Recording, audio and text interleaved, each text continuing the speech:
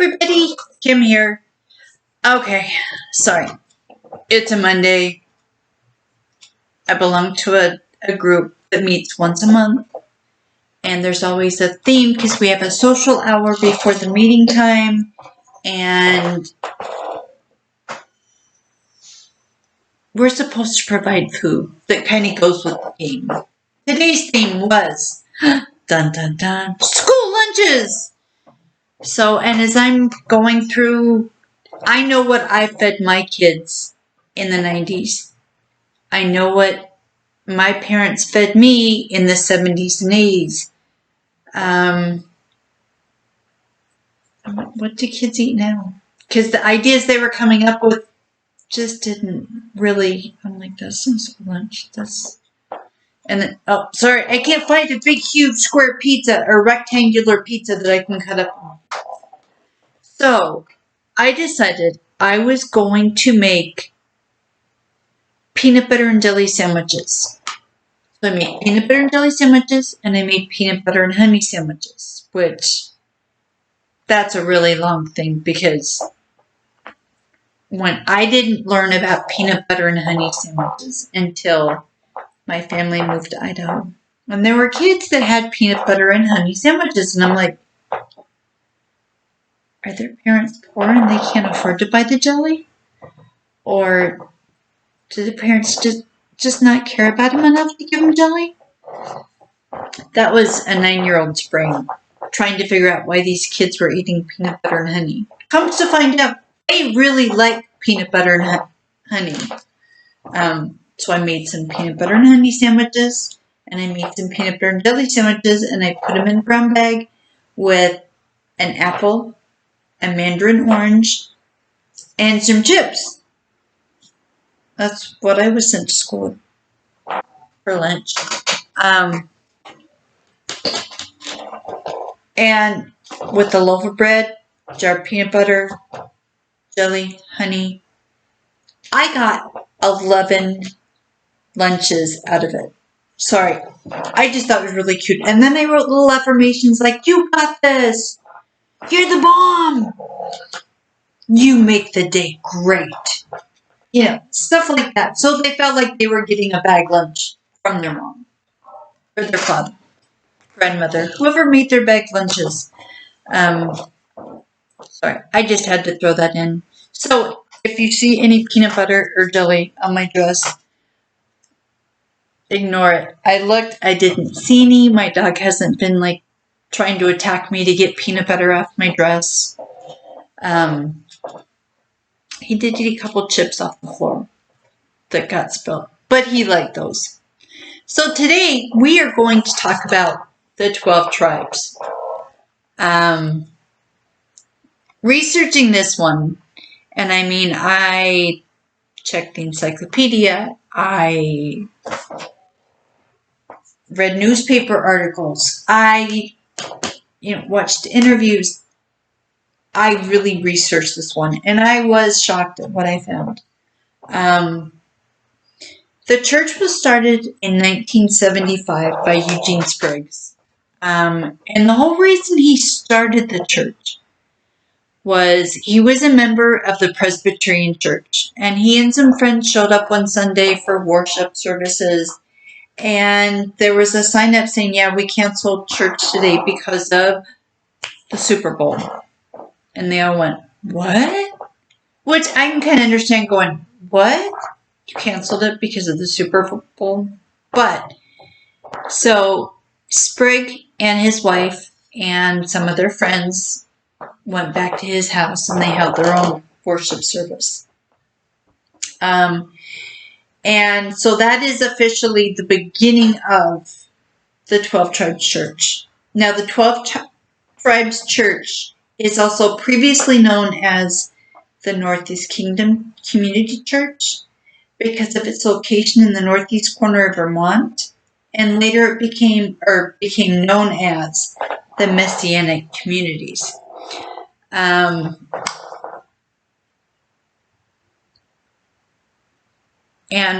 when they started meeting in Spriggs' home, they called themselves the Vine Community, and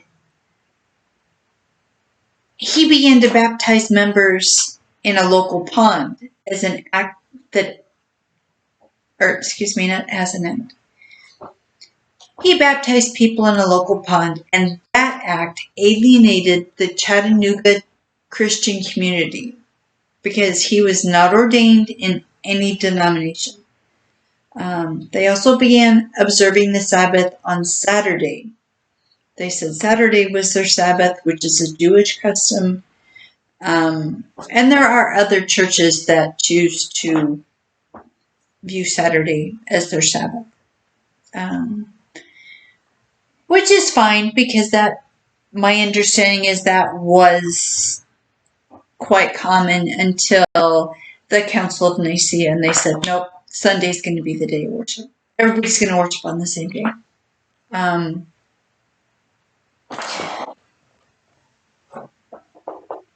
So, and then the pond where they were baptizing people became known as Island, or was known as Island Pond. So they became known as the Church in Island Pond. And as they spread through New England, they adopted a new name, which was Northeast Kingdom Community Church. So what the 12 tribes believes in is that the scripture, or the Torah, which is the 5 scrolls of Moses, that scripture is prophetically proven throughout history, archaeology, and we should accept it as more than a book composed of scrolls written in by different writers at different times. They believe that Yeshua, the single and only mighty one, Elohim, Yeshua is our Father, as proclaimed by Dabram in Deuteronomy. They say this scripture is a message of redemption to call to know the Most High, and a call to obey His law.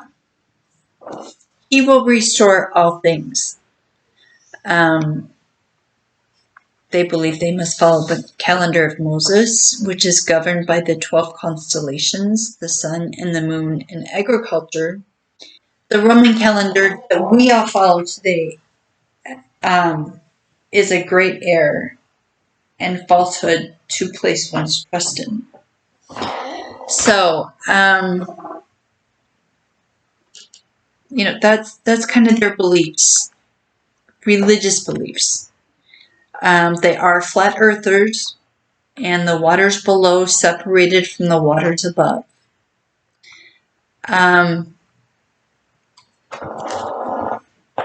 When you join the 12 tribes, you are to give all of your possessions to the church. You are not to keep anything. And then you live communally within a church commune.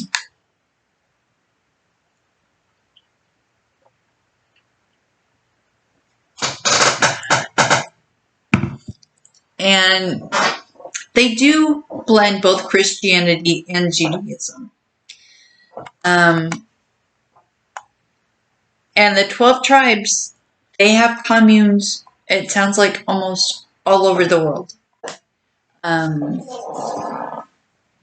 I think they pretty much keep to themselves, because they have 2 communes in Colorado. One in Boulder, which is their largest and they consider their headquarters, and one in Manitou Springs, which I lived in Colorado for over 13 years in the Denver area and spent a lot of time in Boulder. Never knew they existed. So they, in a lot of ways, they keep to themselves.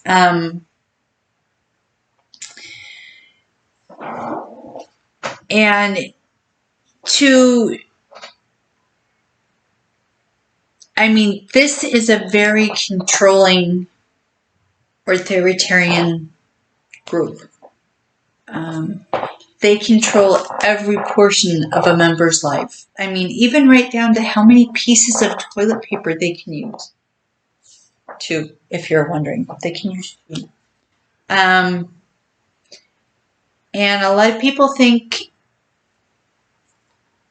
it can be considered a cult because it has a charismatic authoritarian leader with extremist ideology.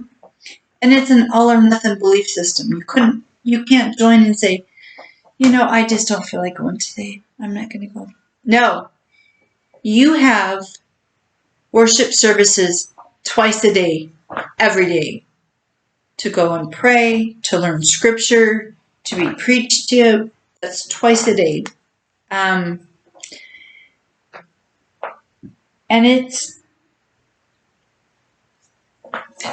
this is really kind of, as I was researching it, I realized how disturbing the 12 tribes were. The church owns businesses. And even though there's no single member of the church that owns the business, the church owns it.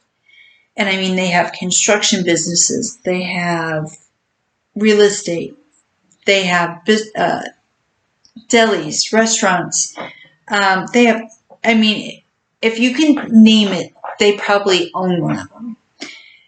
And it's kind of funny because Saturday is their Sabbath. And they're supposed to attend services twice a day. And if you're not there, they want to know why. And it's church members who work at these places, at these businesses. And there are church members who say they never received a paycheck. They did all this work and never received a paycheck. They even had one gentleman who hadn't been baptized 12 tribes. He was trying to become a member, but he hadn't been baptized. And he would work 12-hour days, 6 days a week, never received a dime. All the money went back to the church. No, the church does make sure that you have all of your needs met because you're living in a commune, so you grow your own food. They'll provide your housing, since it's a commune, your clothing, whatever you need, they'll provide it. But you receive no money. And you are expected to cut off all communication with the outside world. So that means you can't call your parents on their birthday or Christmas. You can't find out that your high school's having a reunion and, oh, you want to talk to your best friends from high school? Nope, not going to happen. Now, as far as being very authoritarian, the children are taught you listen to your parents or you will receive corporal punishment. Now, the leaders of the church say, no, we don't do that. But all these children who are basically the first generation of children that were born into the cult are like, yeah, this is how it was. One gentleman who had been interviewed by the Denver Post, I'm not going to give names, I'm just going to when he was an infant, we'll say an infant, he was under 2, he developed meningitis. And because he developed the meningitis, he lost his hearing. He could hear when he was born, and then by the time he was like 2 or 3, he had no hearing. Well, his parents would tell him to do something. He wouldn't do it. You know, they tell you once, you do it. They have to tell you a second time, that's when they get mean. So his parents were constantly beating him and this and that, and they didn't realize he couldn't hear. They thought he was being willfully disobedient. you're supposed to take your children to the church services twice a day, but they are not supposed to make a sound. They're to be seen, not heard. And for the corporal punishment that these children received, the parents were supposed to use flexible wooden rods. So kind of like, back in the old days when you would hear grandparents or great-grandparents or other people, oh yeah, I had to go pick my own switch off the tree. So they're not asking them to pick their own switch. The parents have the flexible wooden rod already. But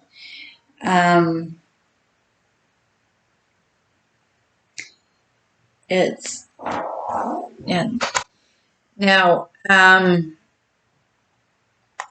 the other part of abuse, I'm trying to, this is cellophane warning. If anybody, I don't want you to be totally upset by this. If this is going to cause issues, you can go ahead and stop it here. But for the other abuse that children receive, it's not to be reported. You can report it to the church, who will take care of it. Sometimes the perpetrator is kicked out of the church. Other times he's allowed to stay, and the church, they handle it. They don't report it to the police. None of this is ever reported. But the church says it doesn't condone it.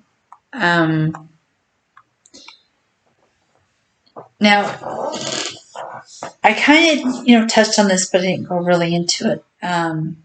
Although the 12 tribes observes a day of rest on Saturday, that's their Sabbath, the leadership would sometimes declare pushes, which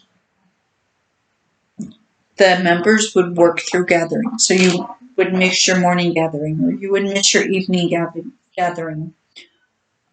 Or you wouldn't have a day of rest on Saturday. You'd be out there working. And Gene Spriggs, the founder, would say, if it's for a good cause, God will forgive us for the working all the time, he said. What happened basically was everything became a push. Business profits are used to pay mortgages and living expenses for the communities. So you, and then one thing I am going to say is, okay, when you're a teenager, you're to have no contact with the opposite sex. You can't hold hands, you can't kiss, you can't date, you can't even sit next to them and accidentally brush up against them. If you're caught doing that, you are punished. And so I'm kind of thinking, okay, so they're not supposed to mix with the opposite sex. So does that mean marriages are arranged? I couldn't find anything that would definitely say yes they are or no they're not. Because the sad thing is, if you end up married to somebody, divorce is not allowed in this church. And apparently, if you were caught, say 2 teenagers were caught having sex, which they shouldn't have even been near each other according to their church rules, you had to get married. So you had to get married. You weren't allowed to get divorced. You were really stuck. And I can see, with these things that I have found out, I can see why the first generation of children born within the cult chose to leave. If you leave and you're caught, you will be beat. And if you're found trying to leave, you will have, there are stories of like the person trying to leave and church members like surround them trying to block their way. And if they get out, okay, fine, go. And that's kind of it. But there's people who escaped and they're now living by their middle name, married name, any way for the church not to be able to find them and get a hold of them. So this, like I said, this was really, really disturbing what I found. And I feel for these children that were born into this situation. So that's it for today. Tomorrow, I think I'm going to begin talking about the Jehovah's Witness, which will probably take a little while to get through. I doubt it will be a one and done. And I'm also thinking, I'm not saying for sure what time yet because I haven't decided at the time. I'm going to start doing live streams on these stories because, okay, one, I'm sure you've noticed, I do not like to edit. In fact, I don't even know how to edit.